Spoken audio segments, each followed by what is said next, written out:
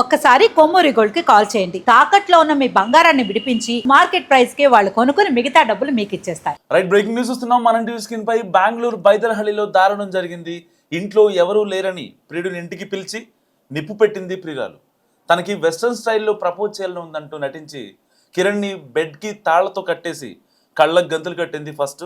And ఆ తర్వాత కిరణ్ పై petrol పోసి నిప్పు పెట్టింది ఆ మహాపతివ్రత. ఇంటి నుంచి పొగలు అరుపులు రావడంతో ఇంటి డోర్లు పగలగొట్టి స్థానికులు లోపలికి వచ్చారు. అప్పటికే కిరణ్ పూర్తిగా కాలిపోయాడు. అయితే ఒక కంపెనీలో ఇద్దరు కలిసి పనిచేస్తున్నారు. గత కొంతకాలంగా ప్రేమలో ఉన్నారు వీళ్ళిద్దరు.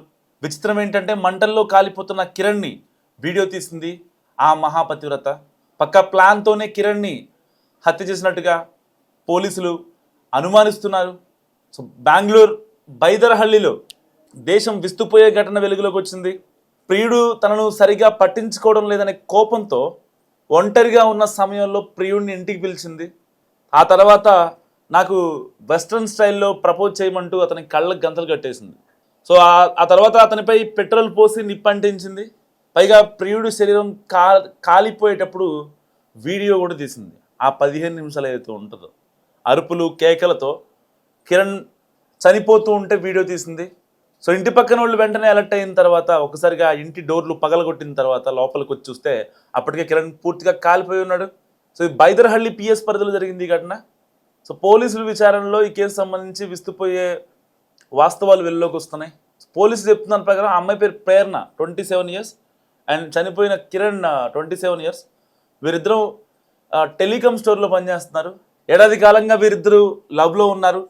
ఇటీవల కాలంలో కిరణ్ సరిగా తనను పట్టించుకోవడం లేదనే ఒక ఇదితో ఆ అమ్మాయి ఈ దారుణానికి ఒడిగట్టిందని పోలీసులు అనుమానిస్తున్నారు. సో తనను పెళ్లి చేసుకోకుండా ఒకరు వదిలేస్తాడేమో అని ఆ అమ్మాయి భావించింది. ప్రేరణ తన తల్లి అనతో కలిసి దక్షిణ బెంగళూరు అంజనాపురం ప్రాంతంలో నివాసం ఉంటుంది. మంగళవారం అన్న ఆమె తల్లి వాళ్ళ సొంతూరుకు వెళ్ళడంతో ఇంట్లో ఎవరు లేకపోవడంతో ప్రియుడు కిరణ్ను ఇంటికి పిలిచింది. సో మళ్ళీ మీ అమ్మ వాళ్ళు ఉంటారేమో అని చెప్పి ఫస్ట్ రానన్నాడు. లేదు, నాకు వెస్ట్రన్ స్టైల్లో ప్రపోజ్ చేయాలని చెప్పి రిక్వెస్ట్ చేసింది. దీంతో కిరణ్ ప్రేరణ ఇంటికి వెళ్ళాడు. వారిద్దరూ కాసేపు మాట్లాడుకున్నారు. ఆ తర్వాత తాను విదేశాల్లో ప్రాచుర్యం పొందుతున్న విధంగా ప్రపోజ్ చేస్తానని, వెస్ట్రన్ స్టైల్లో కొంచెం డిఫరెంట్గా ఉంటాయి కదా ప్రపోజల్స్. మన ఇండియాలో అంటే నార్మల్గా లవ్ యూ చెప్పేస్తారు, లేదంటే హగ్ చేసుకొని ఒక కిస్ పెట్టుకొని, సో అంటే అంత ఎక్స్ట్రీమ్గా ఉండవు, కొంచెం బేసిక్గా ఉంటాయి. సరే, డబ్బున్నోళ్ళు గోవాకి వెళ్ళి గ్రాండ్గా ప్రపోజ్ చేయడాలు, లేకపోతే ఆకాశంలో ఎగురుతుండగా కొన్ని ప్రపోజ్ చేయడాలు ఉంటాయి. కానీ వెస్ట్రన్ స్టైల్లో చాలా డిఫరెంట్గా ఉంటాయి మరి ప్రపోజల్స్ మొత్తం కూడా. సో అలాంటి స్టైల్ కావాలని కోరుకుంది.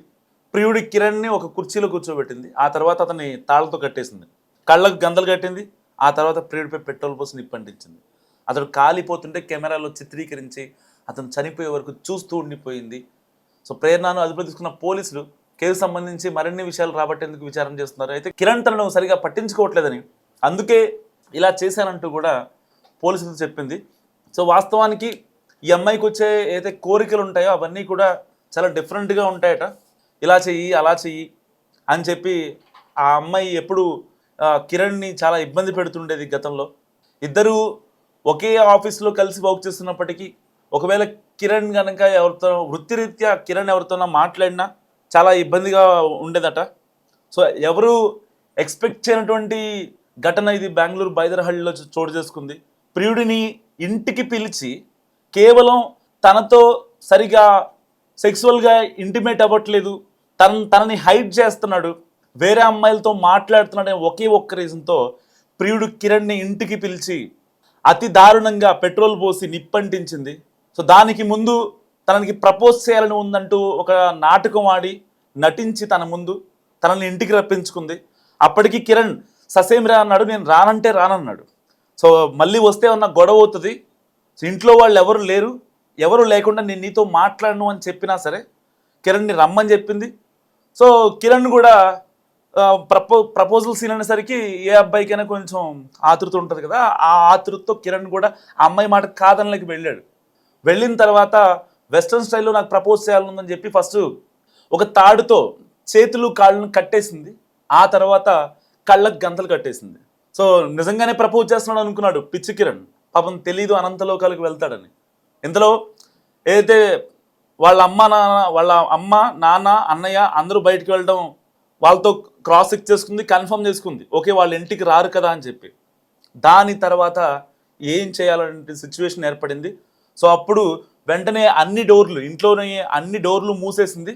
తెచ్చినటువంటి ఏదైతే పెట్రోల్ ఉంటుందో తన పైన ఫస్ట్ నార్మల్గా జల్లింది, ఆ తర్వాత మొత్తం గుమ్మరిచ్చేసింది.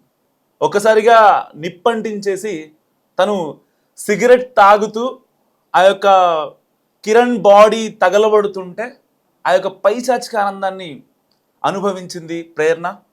సో పోలీసుల విచారణలో పోలీసులకి ఏం చెప్తుందంటే తను పట్టించుకోవట్లేదు, నాతో ఆ రకంగా సరిగ్గా ఉండట్లేదు, ఎప్పటి నుంచో అడుగుతున్నాను, సో మళ్ళీ వేరే వాళ్ళని ఎవరన్నా పెళ్లి చేసుకుంటాడని భయం వేస్తుందని చెప్పి కపట నాటకం ఆడుతుంది.